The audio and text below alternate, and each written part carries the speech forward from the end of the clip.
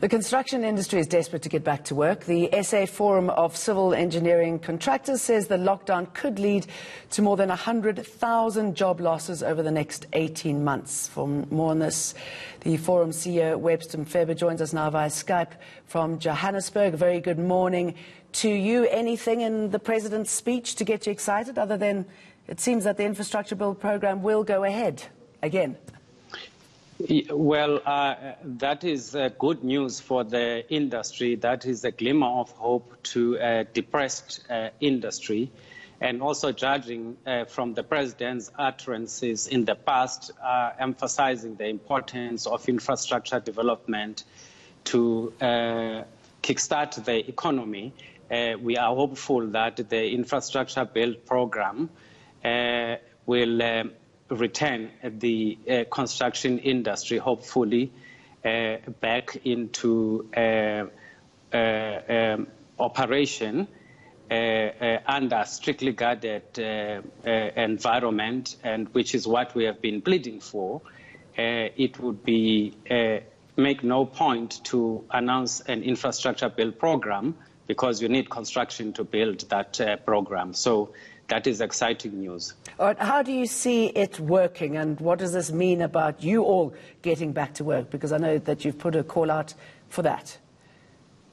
Well, we have submitted guidelines for the protection of the workforce during construction, and that has been based on the experience that we have with our contractors, South African contractors that have projects in Europe that are continuing with those projects under the lockdown restrictions. So gleaned from that international experience and our stringent occupational health requirements in terms of the Occupational Health and Safety Act, we put a document together which we propose to government via the PPGI, Public-Private Growth Initiative, to say these are the processes that we're going to follow in compliance with the COVID requirements, because we're already a strictly regulated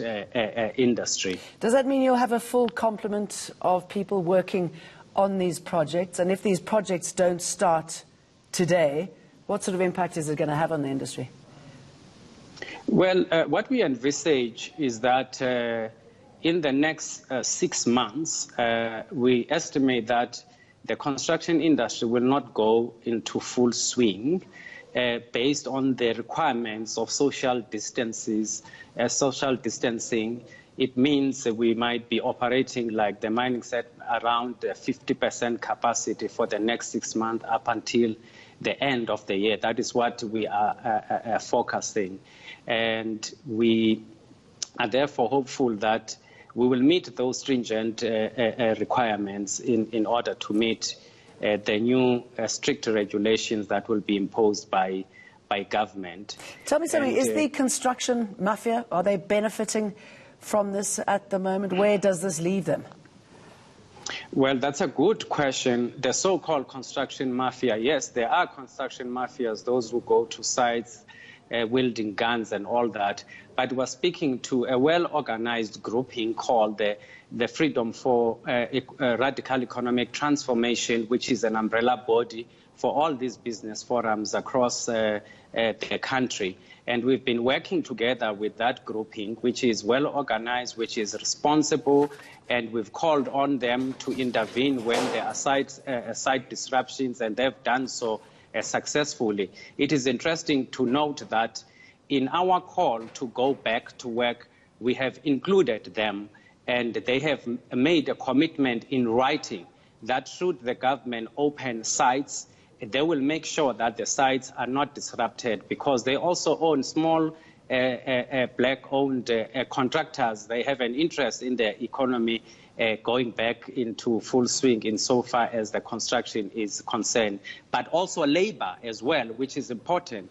We've taken on board the recognized unions in the construction sector, which is the National Union of Mine Workers and BICAU, and they are all on board, and they are desirous of the industry going back to work under the strict regulations and that will be imposed by government as per our proposal.